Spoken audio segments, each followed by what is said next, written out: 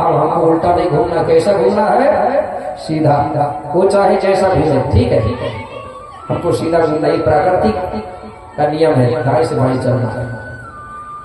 तो इस प्रकार से जो बड़ा देव है, 5 शक्तियां है, वो बिना पांव की चलती है। अग्नि देवता कहीं खेत में आग लग जाए तो ऐसा लगता है चल रहा है, लगता है कि 5 देवता चलते हैं। आप बताइए 5 देवताओं के जन्म होता है क्या? अगर किसी ने देखा होगा तो मुझे भी बता देना, मैं भी देख लूंगा। अब कहेंगे गुरु जी जन्म देता नहीं तो फिर आया कैसे, आता कैसे? ये जन्म नहीं लेते, 5 देवता ये प्रकट होते हैं, ठीक है, कैसे होते हैं? प्रकट। जल देवता प्रकट होता है, अग्नि देव प्रकट होता है, वायु देवता प्रकट होता है, धरती भी प्रकट होती है। धरती को किसी ने बनाया नहीं है, और धरती को अगर किसी ने बनाया है तो बनाने वाले का शरीर का ही बना रहा होगा, जब तक तो ही नहीं थे, ठीक है। तो ये जन्म नहीं लेते, प्रकट होते हैं। तो मैं पूछना चाहता हूं मात्र शक्तियों से कि कौन महिला मात्र शक्ति है जो अग्निदेव को प्रकट कर सकती है? जरा हाथ उठा। अग्निदेव को प्रकट करने वाली, क्योंकि उससे अग्निदेव प्रकट करवाएंगे। फिर आप कर सकती हैं। इधर अग्निदेव को कौन प्रकट कर सकता है? 2-4 महिला, बाकी कोई प्रकट नहीं कर सकते। जब खाना बनाती है तो यही महिला जाती होगी अग्नि देने के लिए तुमको, तो कौन देता है अग्नि प्रकट करके? है ना? पढ़े लिखे हैं लेकिन विवेक नहीं हो रहा, तर्क नहीं है, क्योंकि दूसरे लोगों ने हमारे दिमाग में ऐसी चीज भर दिया है कि हम लोग विवेक और तर्क नहीं कर पा रहे। और ये भी कह दिया कि जो हमारे ग्रंथों का तर्क करेगा वो नरक जाएगा, तो और डर गए लोग, तर्क भी नहीं कर रहे हैं, बोले नरक कौन जाएगा। तो अग्निदेव को प्रकट करने के लिए कोई मंत्र की जरूरत नहीं है, माला टाला डालने की जरूरत नहीं है, पाक चंदन लगाने की जरूरत नहीं। गौड़ लोग मंत्र पढ़ के कभी अग्निदेव प्रकट नहीं किए हैं। आज कुछ लोग गौड़ बताते, मैं ये जानता हूँ, वो जानता हूँ। पहले के गौड़ों ने भी मंत्र पढ़ के अग्नि प्रकट नहीं किया। आप लोगों ने पढ़े होंगे, हमारे गौड़ लोगों ने अग्नि प्रकट किया है तो पत्थर से पत्थर टकरा के अग्निदेव प्रकट किया है। ये पुस्तकों में पढ़ने को मिलता, पत्थर से पत्थर टकराने से अग्नि प्रकट होती है। अब बताइए वहां मंत्र पढ़ते थे क्या गौड़ लोग? तो अग्निदेव, अब तो वैज्ञानिक युग आ गया ना, धीरे धीरे परिवर्तन हुआ।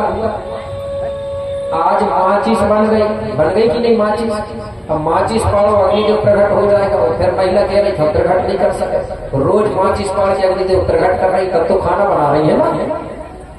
तुमने सोची होगी कि यार कोई मंत्र से प्रकट करते होंगे। जब हमारे पुरखाओं ने मंत्र से प्रकट नहीं किए तो हम काय को करेंगे? हमारे पुरखा तो पत्थर से पत्थर टकराए, अग्निदेव प्रकट। अच्छा, जलदेव को कौन प्रकट कर सकता है? हाथ उठाओ, जल को प्रकट करने के लिए। फिर भी डर लग रही है, जो डरता है वो जल्दी मरता है, डरने की बात नहीं है। कोई दूसरा नहीं, आपकी समाज का, ठीक है, सब कर सकते हैं। कैसे करोगे? भागीरथ जैसे माला लेके मत बैठ जाना, नहीं तो मर भी जाओगे तो जल प्रकट होने वाला नहीं है। हमारे गौड़ लोग ऐसा प्रकट नहीं करते। हमारे गौड़ लोग जल प्रकट करने के लिए ताला बनाते थे, कुआं बनाते थे, ठीक है ना। हमारे राजा महाराजा ने ताला और कुआं बनाया, जल प्रकट हो जाता था। वो तो माला लेके बैठे ना तो कुछ होने वाला नहीं है, ये संतता है, ठीक है ना। तो इस प्रकार से जो 5 देवता है इनका जन्म मरण नहीं है, ये प्रकट होते हैं और अंतर ध्यान भी होते हैं। माचिस बुझ जाएगी तो अपने आप गायब हो जाएगी, पता नहीं चलेगा वो शक्ति कहाँ चली जाती है। तो ये 5 शक्तियां हैं। ये 5 शक्तियों के बारे में आपने सुना होगा। कबीरदास जी ने भी ये बात समझाया हमारे लोगों को, बहुत समझाया है कबीरदास जी ने। क्या आपने सुना होगा कि कस्तूरी कुंडल बसे मृग ढूंढे बनवाही, और ऐसे घट घट में बड़ा देव है दुनिया देखो नहीं। हमारे बड़ा देव घट घट में समाई हुई 5 शक्तियां, उसी के बारे में गीत भी सुना होगा। मैं कोशिश कर रहा हूँ गाने के लिए, बताने के लिए।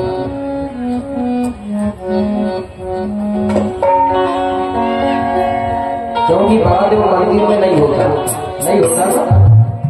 मस्जिद में नहीं होता, इसलिए कबीरदास जी ने ऐसा लगता है कि गौड़ों को भी समझाया है। क्या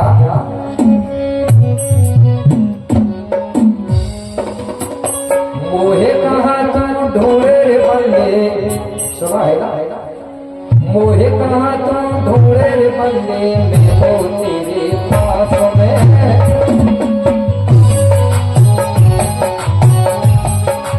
मोहे कहाँ तुम ढूंढे रे बंदे, मैं तो तेरे पास में।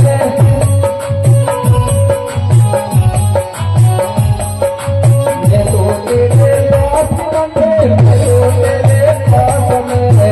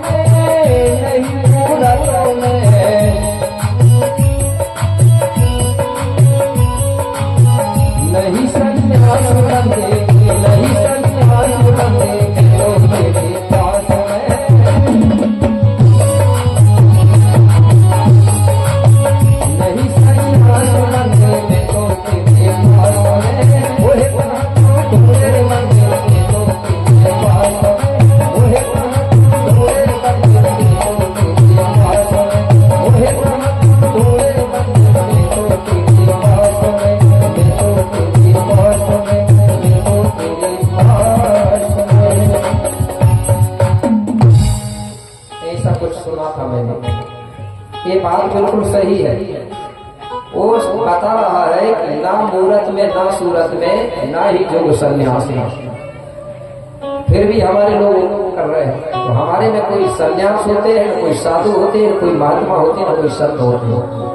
ठीक है, मैं भी कोई साधु नहीं हूँ, बता रहा मैं संत नहीं हूँ, महात्मा नहीं हूँ, सन्यास नहीं हूँ, क्योंकि गौड़ी धर्म में होते ही क्यों नहीं होते कि सब बन जाएंगे अगर साधु महात्मा। ठीक है ना, अगर सब बन जाएंगे साधु महात्मा तो करेगा कौन किसानी? नहीं करेंगे ना कोई, सब साधु महात्मा बन के घूमते रहेंगे बाबा बाबा। सब बन जाएंगे साधु महात्मा तो करेगा कौन किसानी? और अन्न पैदा फिर कैसे होगा? बन जाएंगे संसार के सारे प्राणी, मरेंगे क्यों नहीं मरेंगे? तो हमारे में संन्यास नहीं होते। हमारे समाज के कुछ लोग दूसरे के चक्कर में संत बन के घूम रहे हैं, साधु बन के घूम रहे हैं, बाबा बन के घूम रहे हैं, एक से एक माला टाला डाल के घूम रहे हैं और एक एक पाव चंदन लगा के घूम रहे हैं।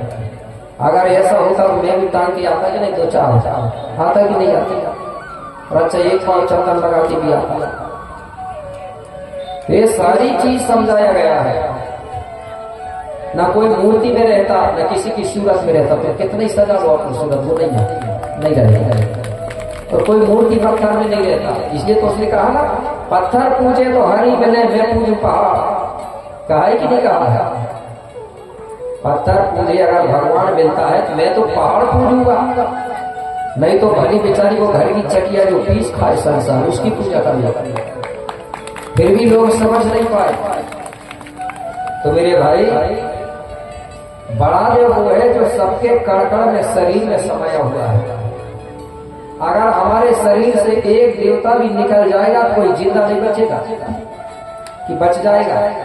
और ये देवता कभी किसी से जात पात का भेदभाव नहीं करते। जो भेदभाव नहीं करता, छुआछूत नहीं करता, वही असली देवता है। जो भेदभाव करता है वो देवता हो ही नहीं सकता। आज एक पानी भरा हुआ है, इसमें चाहे कोई भी जाके स्नान करो, जलदेव कभी नहीं बोलेगा कि तू दलित है, का नीच है कि शूद्र है। सब लोग नहा लेंगे, नहाएंगे कि नहीं नहाएंगे। अग्नि देवता कभी भेद नहीं करता है। अगर भेद करता है अग्नि देवता ना, तो अच्छे अच्छे लोगों के घर में रहता, दलित शूद्रों के घर में नहीं रहता। तो ये 5 देवता कभी किसी से भेदभाव नहीं करते, छुआछूत का भेद नहीं करते।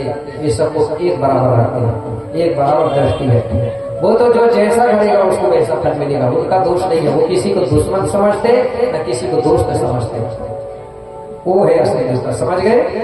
ये है फलापेन शक्ति बड़ा देव। इनकी सेवा करो करके कौन बोल रहा है? गुरु विक्रम देव। ये 5 देवताओं की सेवा करो, इससे संसार का भला होता है। कैसे भला होगा? अब सेवा करेंगे कैसे इनकी? क्योंकि इनकी कोई मूर्ति तो है नहीं। है क्या भाई देवता की मूर्ति? कोई मूर्ति नहीं, निराकार शक्ति है। अग्नि की कोई मूर्ति नहीं है। इन्हीं की सेवा करने को बोल रहा है कौन? गुरु विक्रम देव। राजा से बोले तुम जल देवता की सेवा करोगे तो सबका भला होगा। कैसे भला होगा और कैसे सेवा करेंगे? तालाब बनाइए, कुआं बनाइए, जल की रक्षा करिए। आज भी सरकार बोलती है कि नहीं, जल की रक्षा करो, जल ही जीवन है। तो उसकी रक्षा कैसे करेंगे? सेवा करना ही रक्षा है। ठीक है, रक्षा करना ही सेवा है। तालाब बनाएंगे, कुआं बनाएंगे, जब गर्मी के दिन आएगा तो पानी हमको काम आएगा। तो तालाब बनाने वाले भी पिएंगे पानी और नहाएंगे, और जंगल में रहने वाले जीव जंतु पशु पक्षी भी पिएंगे क्या? तो बताइए, बनाने वाले भर को फायदा मिलेगा कि सबको मिलेगा? जिसने नहीं बनाया हो उसको भी वो काम आएगा। धरती की सेवा करिए। कैसे करेंगे धरती की सेवा? खेती किसानी करिए, अन्न पैदा करिए। उस अनाज को तुम भी खाइए, और जब वो खेत में रहेंगे तो जंगल के जानवर पशु पक्षी भी खाएंगे, तुम भी खाओगे, और जब बेचोगे तो दुनिया के बड़े बड़े सेठ साहूकार भी खाएंगे। तो बताइए सबका भला होगा कि नहीं होगा? धरती की सेवा से, खेती किसान के साथ। पेड़ पौधा लगाइए। अगर आप पेड़ लगाओगे, उस पेड़ से जो ऑक्सीजन निकलेगा तो वो ऑक्सीजन तुमको भी मिलेगा, और जिसने नहीं लगाया है उनको भी वो ऑक्सीजन मिलेगा। मिलेगा कि नहीं मिलेगा?